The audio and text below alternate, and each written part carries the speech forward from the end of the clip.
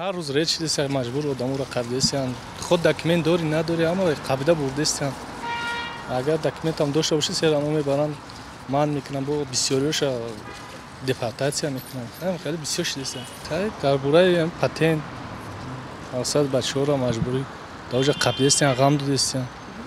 اگر همین وضعیت پاتنت حل شود با خوبتر میشه نسبت ملت ما ملتچگی نکنند همین ملتچگی از همه کسلی بدترین جمعیت به حساب می رود باید که ملتچگی در بین همین خلق ها ملت ها نباشند ما در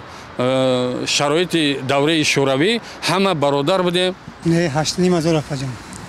8,500 پروپیسکا خطی 11 و